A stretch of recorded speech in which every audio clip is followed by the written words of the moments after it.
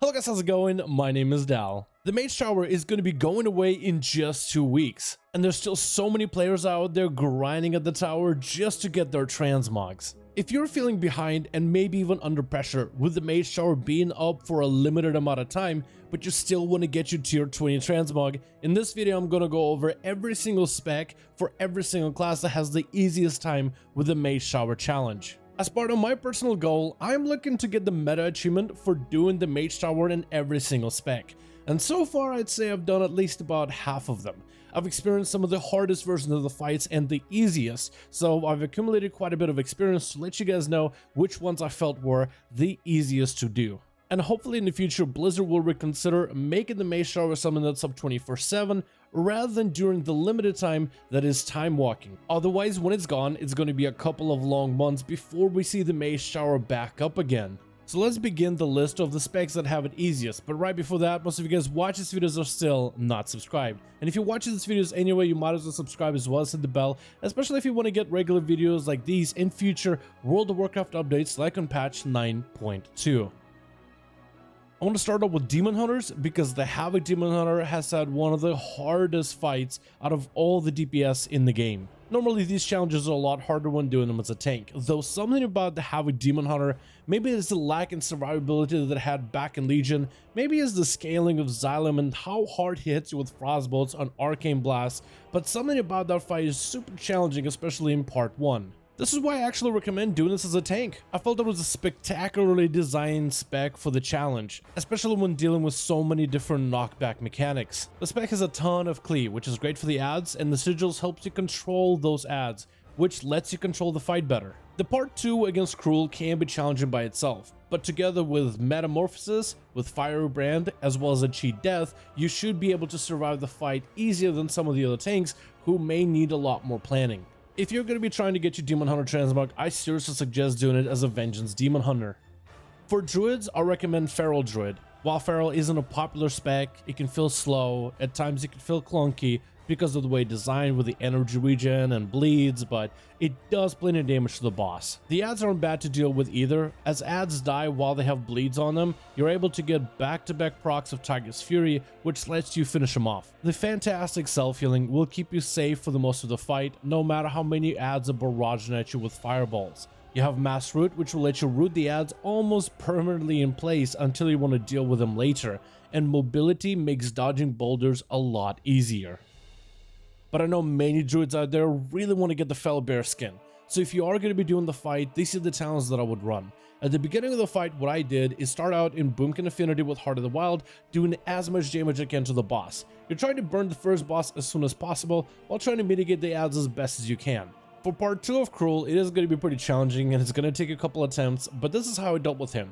First Annihilate is double Ironbark, second Annihilate was Bark Skin, third Annihilate was Wall, and hopefully for the fourth Annihilate you may have Bark Skin as well as Wall available, and that might let you survive. You can also switch out to Pulverize if you want to in order to make this fight slightly easier, especially in the last phase with Cruel with all those Annihilates. For me, none of the Death Knight fights felt easy. Frost and Unholy have their own challenges. Even if Unholy has the Agatha fight, it doesn't mean it has the easiest time with it. For this one, I think you should pick whichever spec you're more comfortable with, but if you don't really play a lot of Death Knight, I think Unholy gives you the best chance. What made this fight difficult for me is just how you deal with these ads. When the boss summons a swarm of Umbral Imps and Fiery Imps, you just let the passive damage between your pet, the chain that you create as you empower him into a monstrosity, and the swarm deal with them naturally. But the healing ads, the Servant Imps, you have to cleave down, and it just felt like I never had enough damage to do it solo, so Pet Control and Pet Manager might help you out with this fight.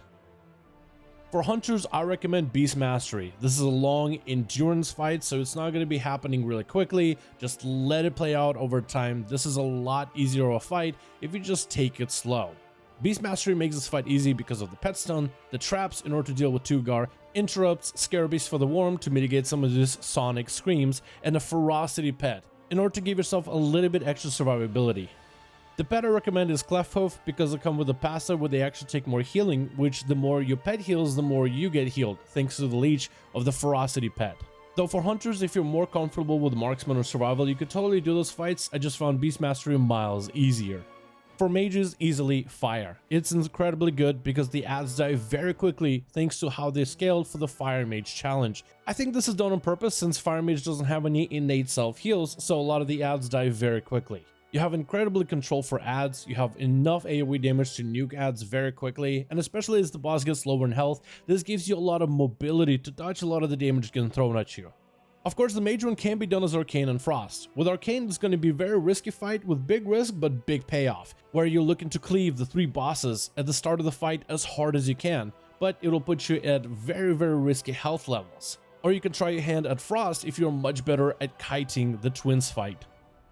For monks, I felt Woundwalker was the best choice. You have great survivability to live out throughout a fight, good cleave damage for the worm as well as Tugar himself, probably the best self-healing of any DPS for the challenges, as well as the advantage of short interrupts as a melee, and this fight will have a lot of things to interrupt. For Paladins, I think honestly, it's your choice. I found the Paladin challenges all equally difficult, but the 2 that I felt like were a little bit more doable were the Retribution Paladin and Holy. Retribution is very doable, though you're limited on mobility, while you do have immunities for some of the fights against Sigrun and the 2 other bosses, as well as the self-healing. I found myself struggling with this fight, especially on the mobility side, as well as being so tied to wings on damage. Sometimes it feels weird to not have on-demand damage to get through some parts of those fights.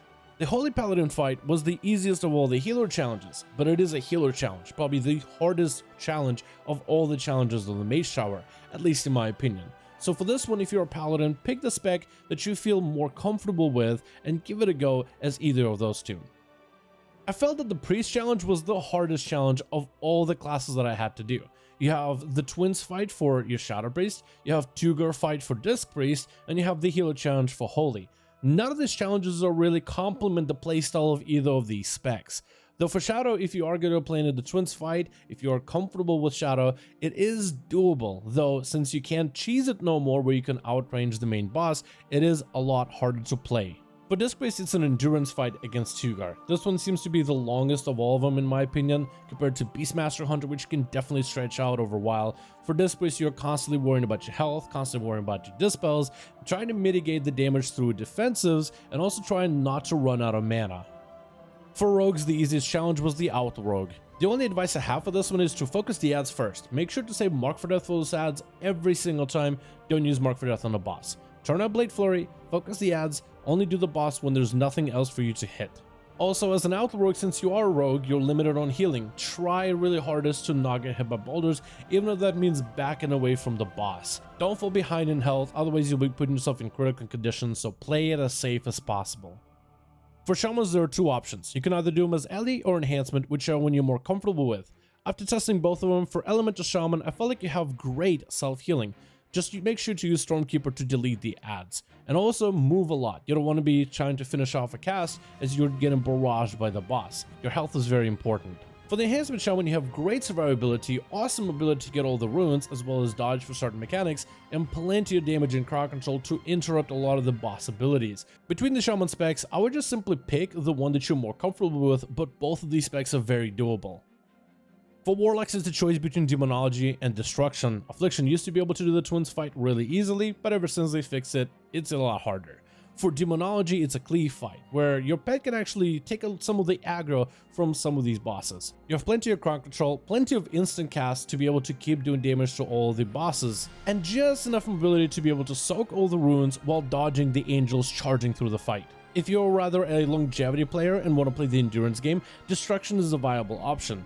The Tugar fight can be challenging because there's just not enough crowd control for you to be able to stop every single one of his casts, but also dealing with the worm and the possibility of getting silenced every time the worm does his scream. But if you're comfortable with the playstyle of Destruction and you don't mind having to move from time to time, then this fight is totally doable and definitely one of the easier ones. For Warrior, the easiest option is the Fury Warrior. All you have to do is focus on the adds that heal the boss, the Imp Servants. Outside of that, focus on the boss and cleave the other adds with Blade Storm. Because every time you slay an enemy, and there's a lot of adds to spawn through this fight, you get Victory Rush procs, which gives you quite a bit of healing. But also you can convert a lot of your rage into Ignore Pain if you feel like you need more survivability. Spell Reflect can help with some of the magic damage taken, and your AoE slows as well as charges are enough of CC in order to be able to slow the adds long enough to slay them before they get to the boss. Definitely easier than the alternative of the Arms Warrior, which is totally doable, just the part 2 of Xylem can be difficult, or the Prop Warrior, which also is doable, but it's tank fight, which is far harder. And this is my list on every single spec of every single class in the game that has an easier time inside of the Mage Tower challenges. The Priest and the Paladin ones, I feel like are the most difficult ones of any of this list. It really will come down to whichever spec you're more comfortable with, particularly with Priest, because there's just not a lot of great fight options. These fights are all possible with extra items that will give you extra cheesy trinkets, or maybe socketed gear, socketed weapons, weapons with bonus effects, and other, but it's not really necessary. Right now there's a lot of players out there that are doing these fights as trial characters in full greens with not a lot of good stats. So these fights are definitely doable. It really comes down to figuring out the best strategy for these fights, and hopefully I gave you guys at least a little bit of an idea of how you should approach it from my personal experience. Thank you all so much for watching. Good luck in the Mage Tower. I hope you guys enjoyed this video. If you enjoyed it, give it a thumbs up. I would very much appreciate it. Join our community, link in the description down below. That's probably the best place to reach me and chit chat with everybody else in the Dalaran community. Thank you all so much for watching. Hope you guys enjoyed, and I'll see all of you in the next one.